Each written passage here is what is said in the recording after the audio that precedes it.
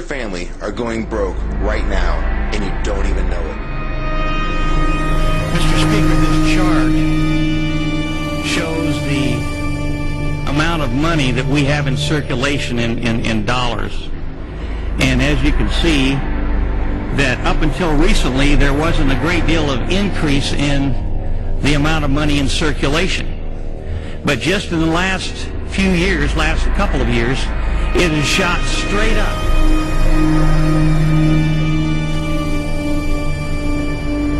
That up until recently, there wasn't a great deal of increase in the amount of money in circulation. But just in the last few years, last couple of years, it has shot straight up. Straight up. That means that we're seeing an inflationary trend unparalleled in American history, but that's not the end of it. People need to know that their money is going to buy a lot less if we continue down the road we're on. Now, what people need to understand is the excess printing of the United States currency is just another tax on the American people.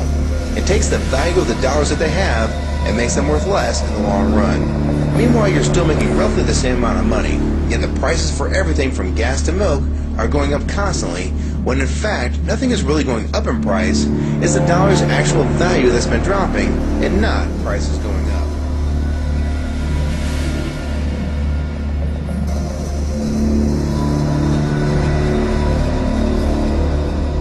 But the fact of the matter is, the Treasury Department of the United States, in my opinion, and I'm very sure this is going to happen, they're going to have to print more money. Billions and billions of dollars in additional money. And when they put that into circulation, the law of supply and demand is going to make it very clear that everything that we buy is going to cost a heck of a lot more. Now, if you have $100 and 100 quarts of milk, a quart of milk would cost $1. But if you triple the money supply and you have $300 and a quart of and 100 quarts of milk, it's going to cost $3 for a quart of milk. And that's the way inflation works. And this is a very clear signal that our money supply is going up like a rocket right now. Other times it goes much faster. Take, for instance, right here, in September of 1923, in the German inflation, 10 million marks would buy a loaf of bread. But it wasn't too long after that, a few weeks later, it took 50 million marks to buy it, and then a month later it took 500 million, and of course the whole thing fell apart. So nobody should be reassured because they don't see a lot of price inflation going on right now. That what they should be looking at is what the Federal Reserve is doing, printing money like crazy, and the day that we have to dread is the day the people lose confidence, or the world lose confidence in the dollar, because that's when prices will soar, interest rates will go up, and then we will be forced into devising another monetary system. Pump an extra $1 trillion into the U.S. financial system by purchasing Treasury bonds and mortgage securities. Now, the idea, of course, is to encourage economic activity by lowering interest rates, including those on home loans. While this may bring a short-term jolt, many critics say that printing money, vast amount of money, out of thin air will bring disastrous consequences. More specifically, hyperinflation and the plunge of the U.S. dollar. Many experts have gone on record saying that the U.S. monetary policy has passed the point of no return when it comes to printing money. So Americans eventually one day may have a stash of cash at home, but if you go to a store and bread costs $10, $20, what is your money really worth? And if anybody has any doubts over the severity of hyperinflation, look to Germany in the early 1920s. At that point, paper currency had lost so much value that people were literally burning it in furnaces to stay warm. The problem and severity of this situation cannot be underestimated. What people in Washington are thinking right now, no one knows.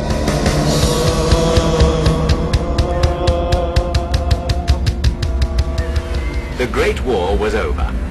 On the 11th of November 1918, an armistice had been signed. In Britain and France, the survivors celebrated victory, the return of peace, and the end of bloodshed. They'd left behind the nightmare lands of death and destruction created by 4 years of war. The cost of those years was almost beyond imagination, but somehow, somewhere, that cost would have to be counted. that Germany should be let off lightly would have seemed sheer madness to Frenchmen who'd seen the effects of the German war machine on their own country. In order that scenes like this could never happen again, they wanted a Germany stripped of her wealth and armed forces. Her fortifications were to be destroyed. Her army was to be reduced to 100,000 men. No air force, no submarines, and to accept blame for starting the war and pay reparations.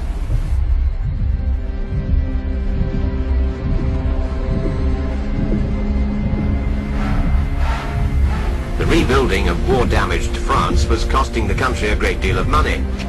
Germany was already in a bitter mood. Might not reparations only make things worse? But these arguments didn't impress the Allies, who fixed a sum of £6,600 million for the Germans to pay. For some time, the value of the mark had been dropping. As the value of the notes decreased, so the amount of notes needed to buy things grew. Banks became more and more hard-pressed to meet the ever-increasing demand for paper money. Without customers, suitcases replaced wallets. To meet this crisis and pay the strikers in the Ruhr, the government simply printed more money. And as it lost its value, so it cost more and more to pay wages, to buy food. Hundreds of thousands. Millions, whatever figure was printed on the notes, really meant nothing. The German mark was worthless. As in a fearful dream, people's life savings were blown away like leaves in a gale.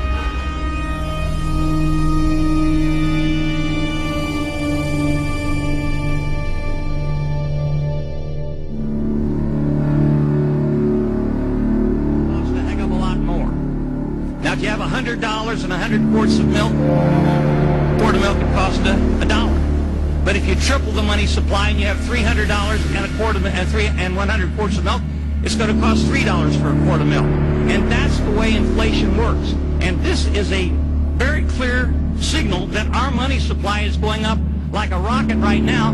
And Secretary Geithner is talking about $2 trillion more in addition to what they're talking about in the supplemental. The supplemental is over $800 billion, almost another $1 trillion.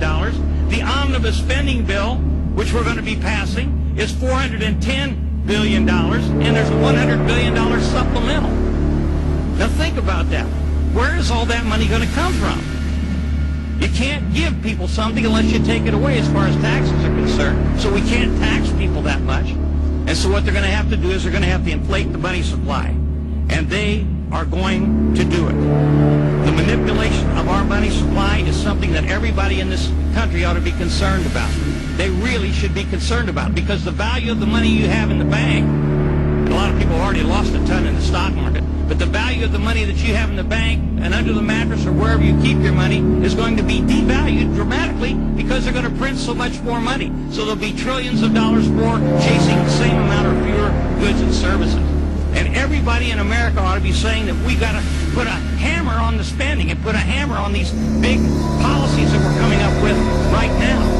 I don't think people realize, honestly. I understand we have economic problems, but this is going to put our kids, our grandkids, and our posterity in one heck of a situation, because they're either going to be taxed to the limit or way above the limit, or they're going to have to deal with an inflationary spiral that means that the amount of money they have won't amount to anything.